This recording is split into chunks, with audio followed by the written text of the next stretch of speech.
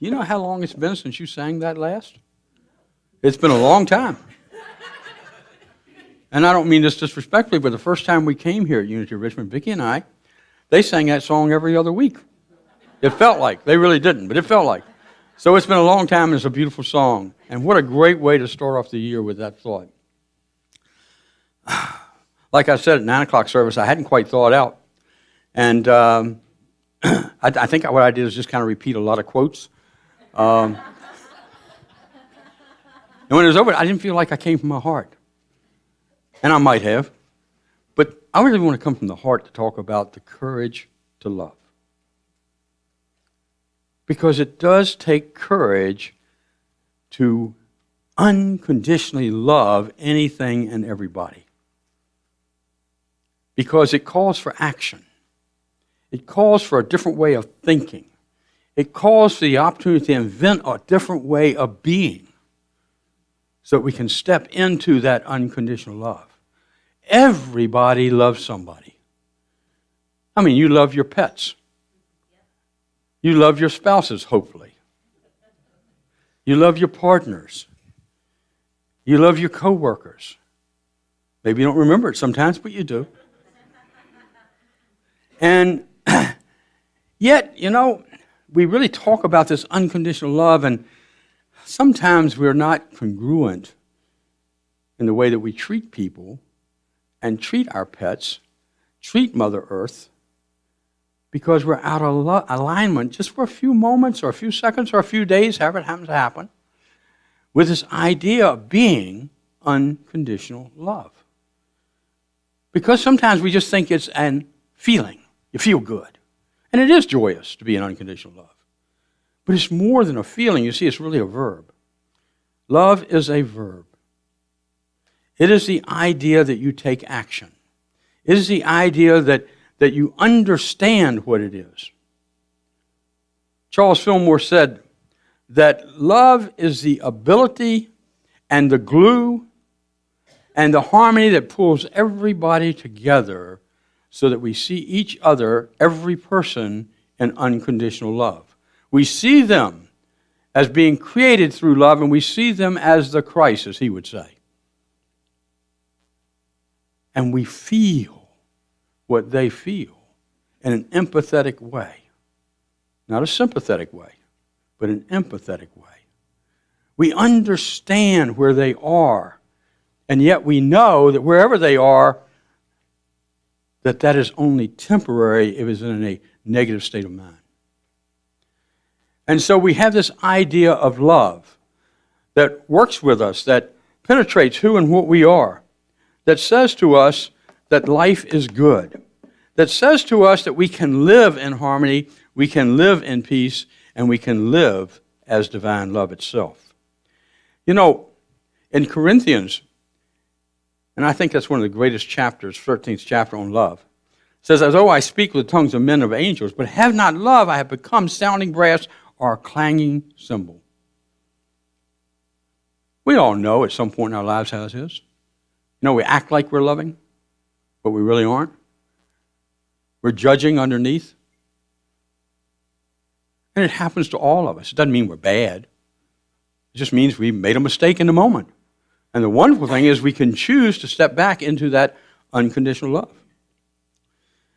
And he goes on to say that if I have all the faith that I could remove mountains, but have not love, I am nothing. That's a hard one to declare. I am nothing. Because you see, that just stands in the face of ego. Because the ego says, I'm everything. I'm me. I'm centered. It's all about me. And at times it has to be about oneself. Especially when we go through that healing process. Especially when we get in that situation where we don't know God is present. Or we don't think God is present. That's what we really do.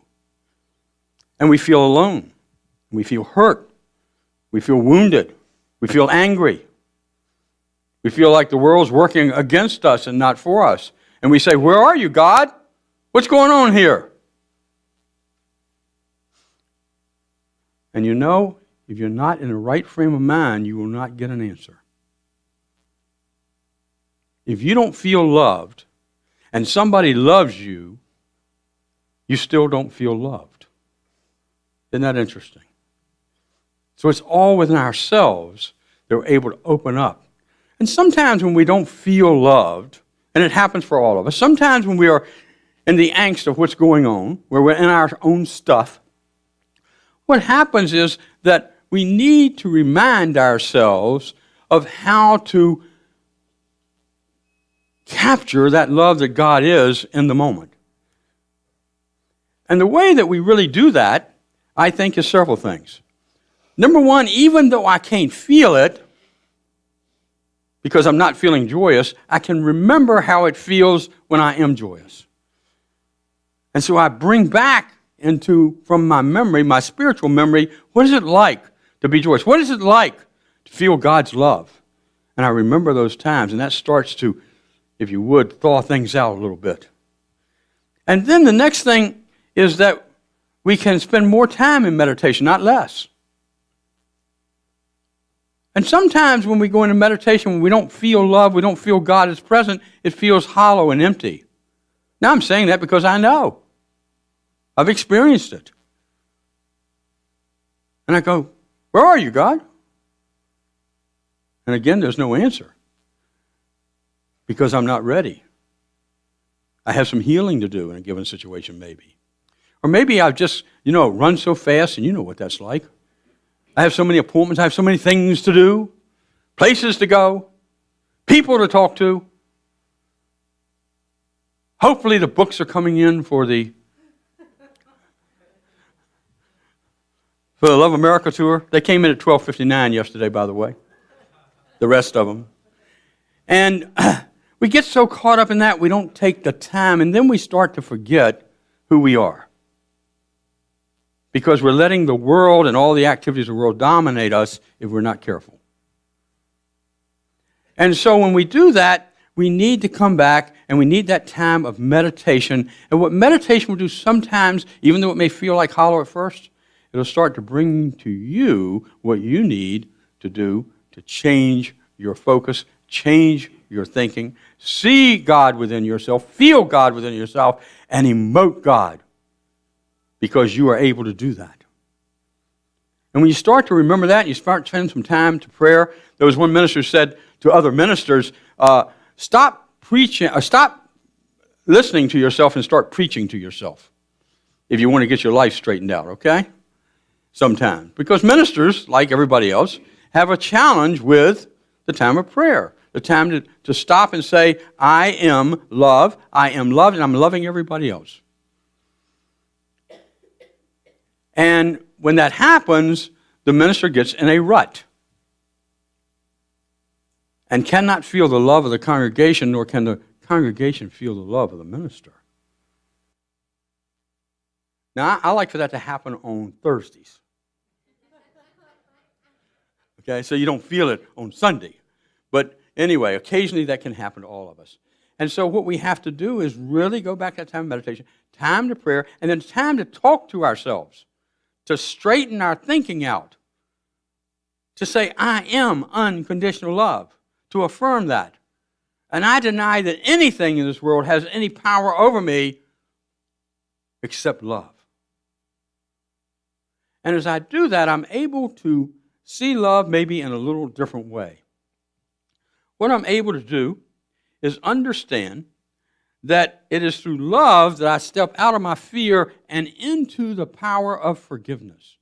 It is love that gives me the opportunity to say yes and not no. It's love that gives me the opportunity to examine myself and my motives and my understanding so that I can let go and let God work through me. And it takes courage sometimes to do that. When I became a Unity minister, my family at first were very excited because I'd become a minister, which many of them thought I had been. All along, they say, oh, Richard, I'm so glad you're doing this now. Then they found out what Unity believed. They said, how can you believe that? I go, I don't know, I just believe it, I feel it, I sense it. And some, not upset with me, I got a beautiful family, I'm very loved, but at the same time, they don't understand And enough so they really don't want to talk about it. Unity, or what I believe. And that's okay. We honor each other that way. But at the same time, there is a difference there, and I have to have the courage, and Vicki has to have the courage with our families to be different and be okay. And we have Baptist ministers in our family.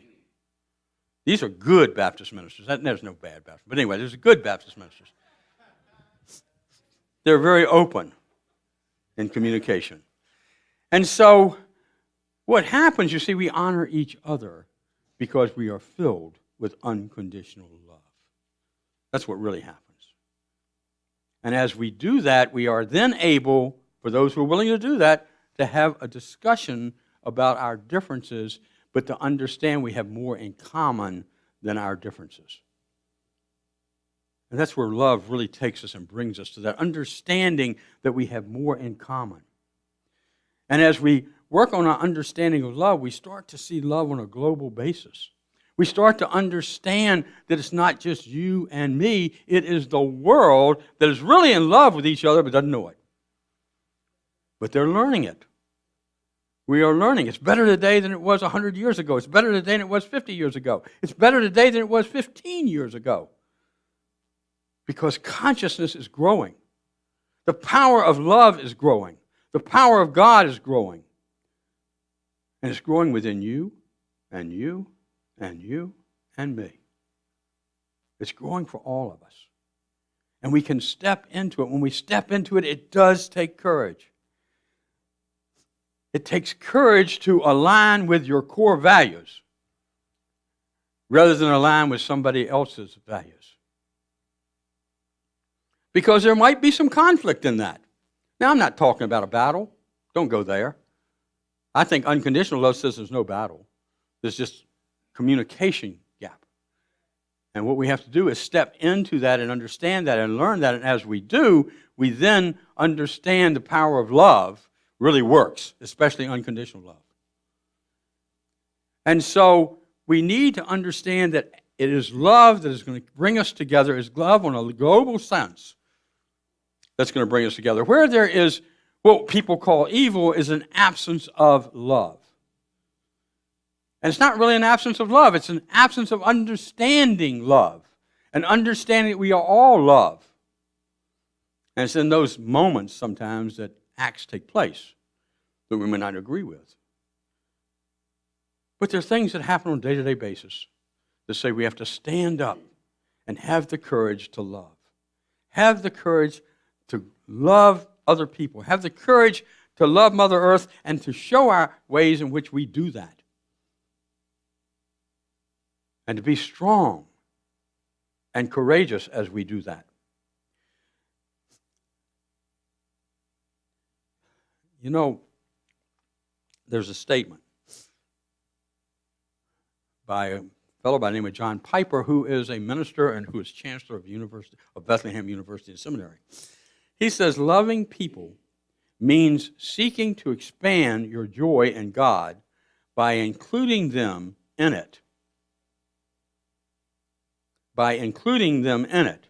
Whatever the cost, even if it costs you your life.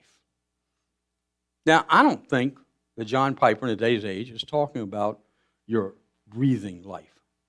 I think he's talking about the life that you live. Even if it means I might leave that. Even if it means I might have to develop new friends who are supporting me in my growth. Even if it means that I have to give up some of my comfort and step into a little bit of conflict with open love, honoring others,